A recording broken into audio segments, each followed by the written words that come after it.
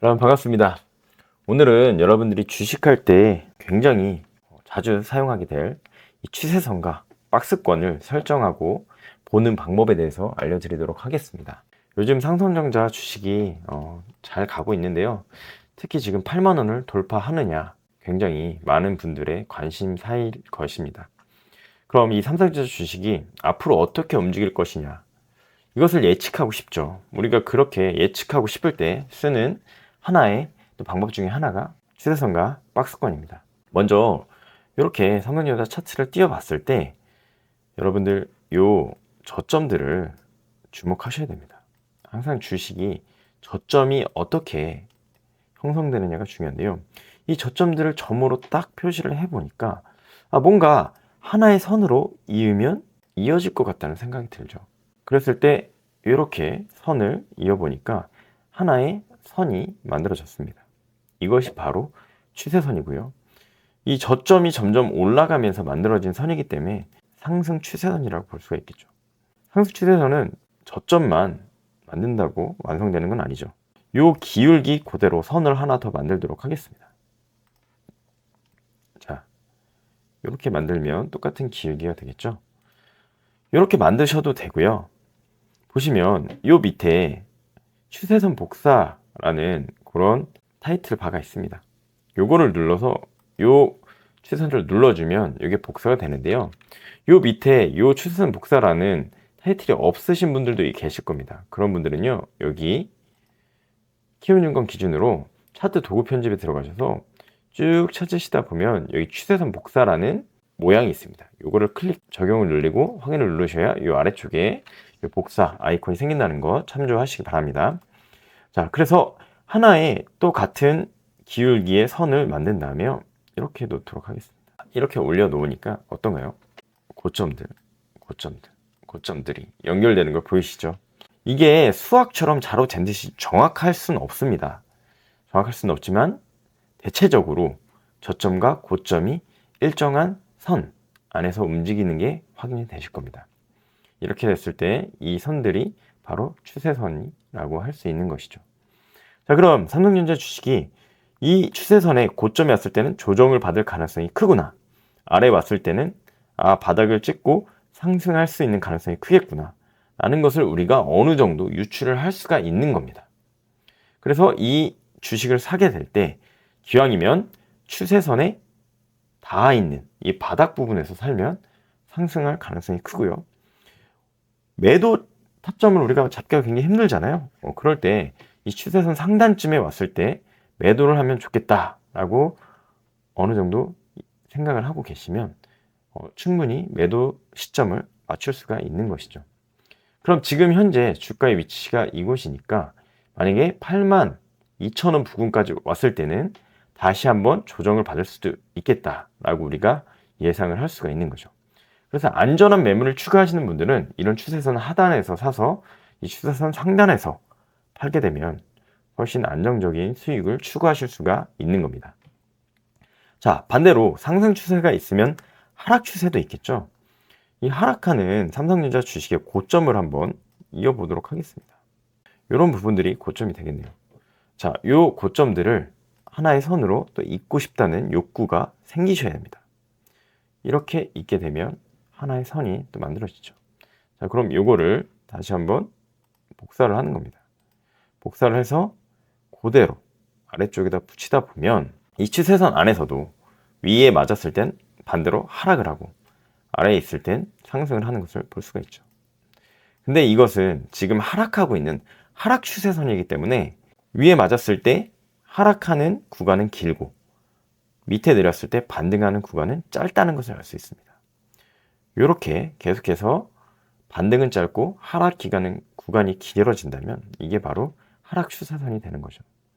그래서 우리가 하락 추세일 때는 될 수 있으면 주식을 사지 않는 것이 좋고, 이런 상승 추세일 때 주식을 사는 것이 훨씬 더 이로울 수가 있는 거겠죠. 자, 이번에는 SK 하이닉스의 추세선을 그어보도록 하겠습니다. 자, 이렇게 대략적으로 저점들을 이어보는 겁니다. 이 저점을 똑같이 복사를 하고 이 복사한 부분을 그대로 갖다 붙이는 거죠. 그럼 이렇게 상승 추세가 나오는 것을 할 수가 있죠. 자, 그랬을 때 이 저점, 고점, 저점, 고점, 고점, 저점. 자, 보이시나요? 자, 이렇게 추세선을 긋고 나면 어느 정도 이 추세선 안에서 주식이 움직인다는 것을 확인할 수가 있습니다. 좀 짧아졌기 때문에 이거를 연장을 해 보겠습니다. 이렇게 연장을 하고, 이렇게 연장을 하게 되면 마찬가지로 이 추세선 안에서 지금 움직이고 있다는 것을 확인할 수가 있죠. 자, 하이닉스도 현재 지금 추세선의 상단 부근에 위치를 하고 있기 때문에 조정을 받을 가능성이 크다. 만약에 이거를 뚫고 올라가면 오히려 이 상단, 이 추세선이 지지 라인이 될 수도 있다라는 것을 알 수가 있는 거겠죠. 내가 만약에 안정적인 매매를 추구하는 사람이다 라고 한다면 이런 저점에 잡아서 이 상단에서는 매도를 하는 게 더 훨씬 안전한 매매가 될 수 있을 겁니다. 다음, 얼마 전에 말씀드렸던 HLB입니다. 제가 이 부분이 세력의 매집이라면 충분히 더 상승 가능성이 있을 거라고 말씀을 드렸는데 잘 상승을 하고 있죠. 이 HLB 같은 경우는요, 제가 이전 영상 안 보신 분들은 이 영상을 보고 오시면 좋을 것 같은데요. 이전 영상에서 말씀드렸듯이 이 부분이 박스권이라고 했습니다. 자, 이 박스권은 수평으로 이걸 이었을 때 박스권이 되는데요. 이 수평으로 이을 때는 요 저점과 이 고점들을 이었을 때 박스권이라는 것이 형성이 되는 겁니다. 이렇게 보면 저점과 고점 안에서 왔다 갔다 하는 게 보이시죠? 그런데 어느 순간 이 박스권을 뚫고 나서 이 저점이 계속해서 올라가는 게 보이셔야 됩니다. 이 저점이 이렇게 올라가죠. 자, 이 저점이 강하게 상승하고 있는데 이 HLB 같은 경우는 추세선을 긋는다면 이런 추세선 하나를 그을 수가 있습니다. 이 추세선을 복사를 해서 고점에도 연결을 하면 이 추세선 안에서 움직이는 걸 볼 수가 있죠. 그런데 이거를 이미 뚫고 올라갔죠. 자, 보이시나요? 이 추세선을 이렇게 연장을 했을 때 이 추세선을 상방을 뚫고 올라가니까 어떻습니까? 이 추세선의 상방이 오히려 지지선이 되는 것을 볼 수가 있는 겁니다. 이 지지선이 되면서 주식이 더 상승할 수 있는 모멘텀이 생기는 것이죠. 자, 그럼 이 상태에서 추세선을 한 번 더 끊게 된다면 이 고점과 이 고점들을 연결해서 이런 형태의 추세선을 그을 수가 있습니다. 이런 형태의 기울기가 굉장히 큰 추세선을 긋게 되면요, 저 윗부분에도 이렇게 추세선을 그어야 되겠죠. 어떤가요?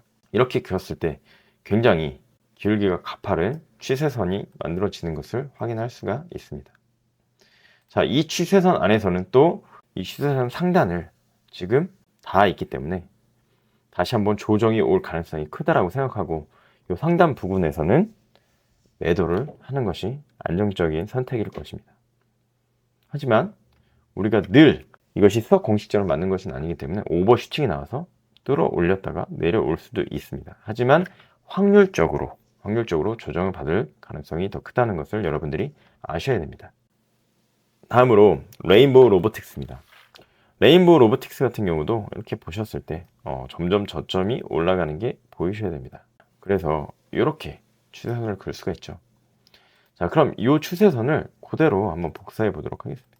자, 이렇게 복사했을 때 이런 상승 추세가 될 수도 있고, 이렇게 내리면 이 작은 박스권 안에서의 상승 추세가 될 수도 있는 겁니다. 그러면 이 주식 같은 경우는 이 추세선을 돌파하고 났을 때 다음에 이 정도까지 다음 추세선이기 때문에 이 부분에 왔을 때는 또 조정을 받을 수 있겠구나 라는 것이 어느 정도 예상이 돼요. 그리고 나서 우리가 이렇게 추세선만을 그을 수 있는 게 아니라요, 이 고점들을 주목해 보는 겁니다. 여기 고점, 여기 고점, 그다음에 여기 고점, 여기 고점, 여기 고점. 보이시죠? 이 고점들을 보면 자꾸 선을 그리고 싶으셔야 됩니다. 자, 그러면 이전 고점이 있는 이 선을 잘 보십시오. 이전 고점 부분이 지지대가 된 것을 알 수가 있습니다. 그래서 이 지지대, 즉 요 이전 고점들이 지지 라인이 형성됐다는 것은 이 주식이 더 상승할 수 있는 가능성이 생겼다는 거고요. 이렇게 박스권이 만들어지게 되는 겁니다. 이 고점들을 연결했을 때.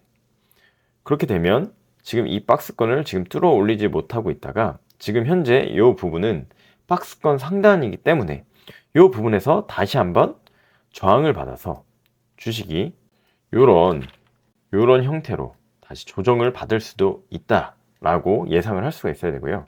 만약에 반대로 이 박스권을 뚫어 올린다면 이렇게 상승을 했다가 다시 한번 박스권을 지지하러 이렇게 내려왔을 때 이 부분이 매수 타점이 되는 거겠죠.